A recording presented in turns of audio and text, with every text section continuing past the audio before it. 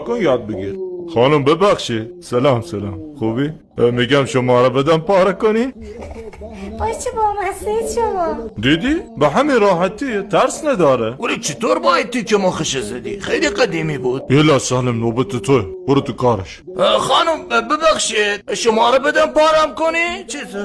پارت کنم؟ ولی چی دارم میگم؟ خفش آشغال کسافت کچل با اون دماغه. ولکی چی بود بهش گفتی سالم؟ شیخ ولم کن ناموسن، من نمیتونم. احمد نباشه، با عاطفه میگم دوستش برات جور کنه. دختر باد، دختراش پسر باد، دختراش دختر باد، دختراش پسر باد، میگه که کیان پاس گرونه.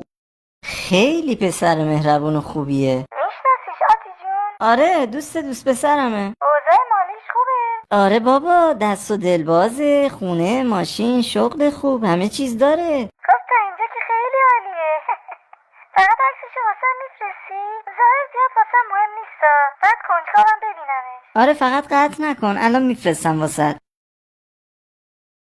وای اینه اصلا تایپ من نیست. با یه دونه عکس که نمیشه تصمیم گرفت عزیزم. میخوای هم دیگه رو حضوری ببینین؟ وای نهشم اصلا با قد زیرگی کنم بعد بیرون نمیرم. خب باشه عزیزم، مزاحمت نمیشم. فعلا خداحافظ.